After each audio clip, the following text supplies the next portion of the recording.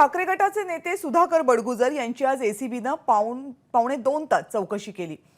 नगरसेवक पदाचा गैरवापर करून स्वतःच्या कंपनीला आर्थिक लाभ करून दिल्याचा आणि महानगरपालिकेची फसवणूक केल्याचा बडगुजर यांच्यावर आरोप आहे। त्या प्रकरणी आज त्यांची चौकशी करण्यात आली। त्यांनी काही प्रश्नांची समाधानकारक उत्तरं दिलेली नाहीत अशी माहिती नाशिक एसीबीच्या अधीक्षक शर्मिष्ठा वालावरकर यांनी दिली। 10 जानेवारी रोजी बडगुजर यांची पुन्हा चौकशी केली जाईल। चौकशी झाल्यानंतर एसीबीच्या अधीक्षक आणि सुधाकर बडगुजर यांच्या प्रतिक्रिया काय होत्या बघूयात। उघड चौकशीमध्ये जे काही आम्हाला आढळून आलेलं आहे त्या अनुषंगाने त्यांना काही प्रश्न विचारण्यात आलेले आहेत।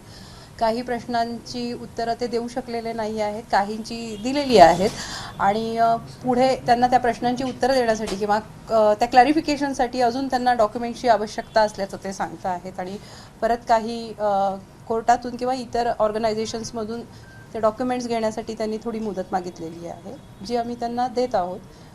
पण काही प्रश्नांची उत्तरं ते देऊ शकलेले नाही आहेत, त्यावरही मग परत त्या अनुषंगाने तपास चालू आहे। विचारलेल्या प्रश्नांची उत्तरं दिली सकारात्मक,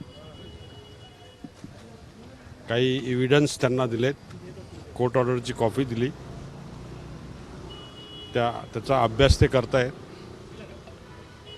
आणि उरलेले काही प्रश्न आहेत, मी माहिती अधिकारात ते मागवलेले आहेत, ते मिळाल्यानंतर त्या प्रश्नांची उत्तरे देणार आहे। 10 तारीख दिली आता। एबीपी माझा, उघडा डोळे बघा नीट।